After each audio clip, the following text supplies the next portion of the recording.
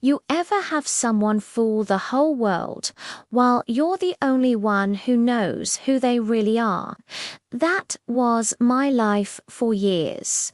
And the day I got the text, he's been arrested, everything inside me went quiet. Not happy, not excited, just still. Like the universe had finally taken a deep breath after holding it for way too long. But what happened next? Yeah. I made sure the whole world finally saw the monster behind the mask. If you've ever tasted even one drop of real vindication, hit that subscribe button. Drop a like and buckle up, because this is one of those stories where justice isn't just served, it's delivered gift-wrapped with a bow. Let's get into it. I used to date a man who, on the surface, looked like the dictionary definition of perfect. He had that charming smile, that confident laugh, the ability to make anyone feel like they were the most important person in the room.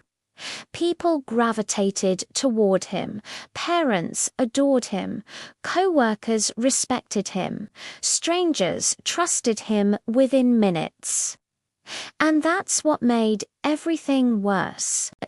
Because behind closed doors, behind that smooth, polished exterior, was a man who treated me like I was disposable. He belittled me, manipulated me, isolated me, controlled the smallest pieces of my life. There were days I convinced myself I was the crazy one, because he was just so good at making everyone else believe he was a saint. But the truth always cracks through eventually. And when I finally got out, when I finally left, I told myself I never wanted to hear his name again. Fast forward 2 months later, my phone buzzed. A simple message from someone who knew him. He's been arrested. Serious charges. He's being extradited. I stared at the screen for a long time. I felt my heart race a little, not because I missed him, not because I cared, but because something deep inside me recognized that moment, the one where life hands you the truth on a platter. I asked for the details, and when I read them, it was like everything clicked. Every red flag I ignored. Every moment he made me question myself.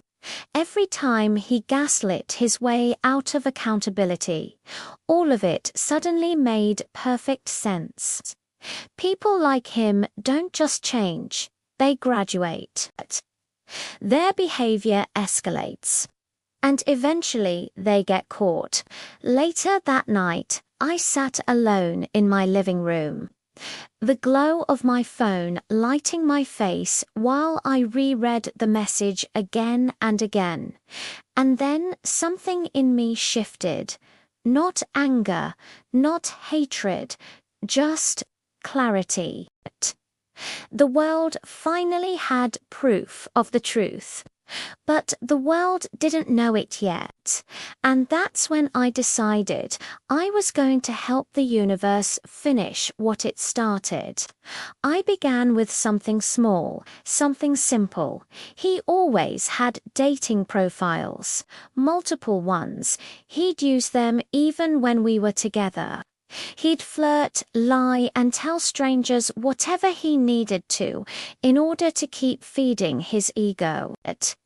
I used to confront him about it, and he'd always claim they were old accounts or jokes or not active. You know, classic excuses from someone who thinks they're smarter than everyone around them. So I opened one of the apps he used to love, typed his name, and there he was, smiling in pictures he probably took right after calling me crazy. talking about how he was a good man who cared about honesty and building trust. I reported the profile, not just with the typical fake account or spam tag. No, I wrote every detail of his arrest in the report. .com, factual, precise, 24 hours later, banned, gone, account deleted, one less place where he could hurt someone else. Then I moved on to another app, reported that to it, and another, and another. And slowly, one by one, the carefully crafted digital image he built for himself started disappearing. But I wasn't done. Not even close. I opened Facebook, a platform he adored. He used it to show off, to look wholesome, to convince everyone he was a great guy. And I typed out a simple post. Nothing dramatic, nothing exaggerated. Just the truth. The arrest. The charges. His pattern of behavior, a calm, measured warning to the community. I didn't expect anything huge, but within an hour, my notifications exploded. People were messaging me, commenting, sharing, asking questions. And not in a gossipy way, in a concerned way, a community realizing someone they trusted wasn't who he pretended to be. That's when I got another message. Someone wrote, "You didn't hear this from me, but the newspaper got a tip. A tip." I just sat there for a moment, staring at that message, letting the satisfaction wash over me, because I never contacted the media. But people talk, and sometimes the truth grows legs all on its own. The next day, his job found out. And let me be crystal clear, I didn't call his workplace, but I did know his boss, and his boss knew me. And when people in the community started whispering, things traveled fast. He built his reputation on lies. So when those lies cracked, everything underneath crumbled instantly. But the part that surprised me the most, his best friend, someone who used to defend him with blind loyalty, reached out to me. He asked what happened. He asked if the charges were real. He asked if I ever experienced anything similar. And this time, instead of protecting my abuser, I told him the truth. Every piece of it. The parts I used to hide, the moments I used to blame myself for, the things I once thought no one would believe. He read everything, stayed quiet for a long time, and then he said something I will never forget. "I believe you." You don't understand how powerful those words felt. Not because I needed validation, but because someone who once admired my ex finally saw the reality I lived through. And now I get to sit back, hands clean, conscience clear, watching the world finally see the man he truly was. No lies. No manipulation, no charm strong enough to save him. Just truth catching up like it always does. And the best part, I didn't ruin his life. He did. I simply stopped hiding the evidence. When you endure someone like him, you learn something powerful. Silence protects abusers. Truth destroys them. And sometimes revenge isn't about hurting someone back. It's about pulling the mask off and letting the world react on its own. If you've ever had someone pretend to be good while making your life hell behind closed doors, let me know in the comments. And don't forget to subscribe for more stories where justice isn't just deserved, it's inevitable. 2 thought the story ended when he got arrested. Thought the universe finally wrapping its fingers around him was closure enough. But sometimes life gives you a second act, a deeper one, the part where the world doesn't just see the truth. It responds to it, and trust me, the response was brutal. The first crack happened a week after the arrest. I woke up to 6 missed calls, all from people who used to admire him. People who never believed me, never questioned him, never imagined he was capable of what he did. They weren't calling out of support, they were calling out of shock. One of them left a voicemail. Their voice was trembling, confused, almost panicked. They said, "I can't believe he fooled us." "How long did you know?" I didn't reply. I didn't owe them anything. If they chose to be blind when I needed them, they could sit in the dark now. But the real chaos that came from his family. His sister reached out to me through a long, emotional message. She said she always felt something was off about him, but because he was the charming one, the golden child, nobody dared question him. She apologized over and over for not believing me back then. She told me their parents were devastated, confused, trying to figure out where they went wrong. I didn't feel sorry for them, not even a little. A lot of the pain I endured came from them, to the way they put him on a pedestal, defended him, and dismissed any complaint against him as drama. They created the monster. Now, they were stuck living with him. But as the days passed, something bigger started happening. People who didn't even know me started sharing my post. His arrest became the talk of the town, and not in the gossipy, messy way you'd expect, but in the holy hell, this guy was dangerous and we had no idea kind of way. The newspaper article came out a few days later. I didn't write it. I didn't comment on it. I didn't ask for it. But the story was spreading like wildfire. I read every line slowly, almost slowly. There it was, his name, the charges, the extradition, the court dates, and a few anonymous statements from people who were concerned for the safety of the community. Anonymous, sure, but we all know how information travels. Reading it didn't make me feel happy. It made me feel validated. For the first time in years, the truth didn't feel like a burden I carried alone. Then came the moment that genuinely shocked me, because no one saw it coming, not even me. His employer didn't just fire him, they released a public statement. A whole damn statement. It didn't mention him by name, but it addressed the situation regarding a recently arrested employee, emphasizing their commitment to safety, ethics, and cooperation with law enforcement. That was corporate speak for, "He embarrassed us. He's gone."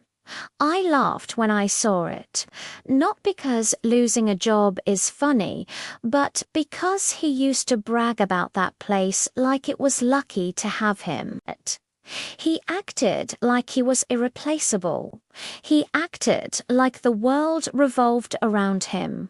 And in one day, with one statement, they erased him completely. But here's where things got even more interesting. His best friend, remember the guy who chose to believe me? Well, he didn't stay quiet. Not even a little. Apparently, he confronted my ex before the arrest, and my ex fed him the same sweet lies he fed everyone else. But when the real charges appeared, when the truth became undeniable, that friend didn't just walk away. He exposed him to their entire friend group. Old school buddies, work friends, mutual acquaintances.